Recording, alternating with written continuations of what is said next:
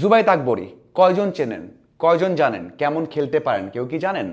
তার কখনো ভালো খেলা দেখেছেন? আমার মনে হয় না। কিন্তু ঢাকা ক্যাপিটালসের ওপেনার এবং তার জন্য একজন ইনফর্ম ব্যাটারকে বাদ দিতে হয়েছে।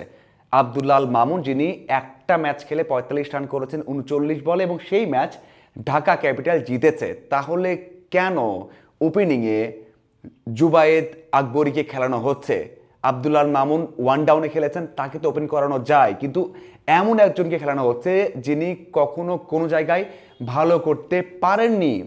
জাতীয় দলের মানে আফগান জাতীয় দলে 4টা ম্যাচ খেলেছেন, একটা এশিয়ান গেমসে যেখানে ভারতের বিপক্ষে 5 করেছিলেন, এরপর 3টে ম্যাচ খেলেছেন জিম্বাবুয়ের বিপক্ষে 2টা, একটা খেলেছেন কাতারের বিপক্ষে। এই 4 ম্যাচ মিলিয়ে করেছেন 12 রান, মানে জাতীয় দলের জার্সিতে 4 ম্যাচে 12 রান করেছেন। টি-20তে বিপিএলে সবশেষ যে আসরটা হয়েছে চট্টগ্রামের হয়ে খেলেছেন, 1 ম্যাচ খেলে 23 রান করেছিলেন, তাও ভালো, ক্যারিয়ার বেস্ট। কিন্তু এরপর ঢাকা ক্যাপিটালস 2টা ম্যাচ খেললো, 1 ম্যাচে 5 বলে 1 রান, আর একটা ম্যাচে 12 বলে 2 রান, সবশেষ ম্যাচে, যে ম্যাচে বিশাল বড় ব্যবধানে তার দল হেরে গেল।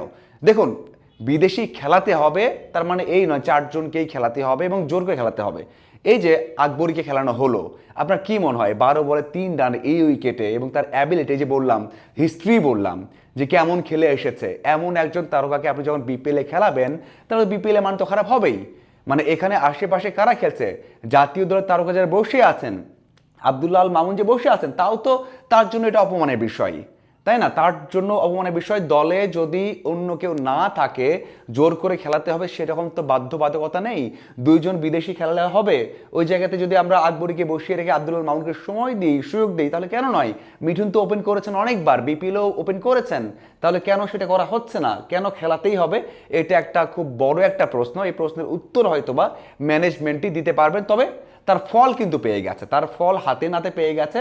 একটা ম্যাচ জিতেছে, প্রথম ম্যাচ, এরপর টানা 3টে ম্যাচ কিন্তু তারা হেরে গেছে। হ্যাঁ, শামীম ভালো করছেন, সাব্বির ভালো করছেন, বোলিংয়ে ইমাদ ওয়াসিম ভালো করছেন, ঠিক আছে, কিন্তু ওই যে দল হয়ে খেলা এবং এটা সমশক্তি থাকা, স্কিলের সমতা থাকা, সেটা কিন্তু নেই। আপনি যদি এমন ক্রিকেটারকে খেলান যিনি কখনোই বড় আসরে খেলেননি, ভালো করতে পারেননি, আপনার ওই পার্থক্যটা অনেক বড় হয়ে যাবে। হ্যাঁ, ব্যর্থতার আরও একটা কারণ আছে, সাইফ হাসান ওপেনিংয়ে ভালো করতে পারছেন না, সেই প্রেশারও আছে। 3টা ম্যাচ 4টা ম্যাচই খারাপ খেলেছে, ভালো করতে পারেনি, এটা একটা অবশ্যই বড় একটা বিষয় দলের জন্য। তবে এই যে এই নামগুলো অবশ্যই বিপিএলকে খারাপ করে। তবে একটা ভালো খবর থাকতে পারে, যদিও আমি শুনেছিলাম, জেনেছিলাম, ইনফর্মড হয়েছিলাম, সেটা হচ্ছে গুরবাজ এবং অ্যালেক্স হেইলস খুব দ্রুত যুক্ত হবেন। তার মানে আগামী 2-1 ম্যাচের মধ্যেই তাদের যুক্ত হওয়ার কথা, ম্যাচে নামার কথা। যদিও ওই যে নামার কথা শেষ মুহূর্তে কি হয় সেটার উত্তর পাওয়া কঠিন। তবে এখন পর্যন্ত যেটা জানি সেটা হচ্ছে মাঝখানে যে একটা ব্রেক আছে, এরপরেই একজনকে অন্তত পাওয়া যাচ্ছে, অ্যালেক্স হেইলস অথবা গুরবাজকে পাওয়া যাচ্ছে।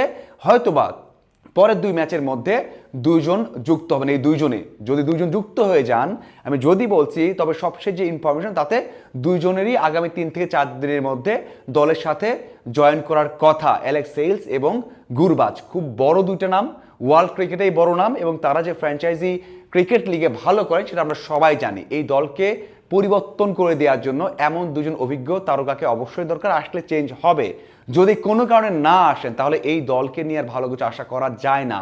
আমি এর আগেও ভিডিওতে বলেছিলাম যে এই দলটা এমন দল, কম্বিনেশনটা এমন, বোলিং ব্যাটিংয়ে, তাতে শেষ 4 তো খেলবেই, ফাইনালও খেলতে পারে। কিন্তু এখন যে অবস্থা, ম্যানেজমেন্টের যে অবস্থা, যারা খেলছেন, তাতে এইভাবে চললে একেবারে 6 দলের মধ্যে 6 নম্বর হওয়াটা অস্বাভাবিক কিছু হবে না।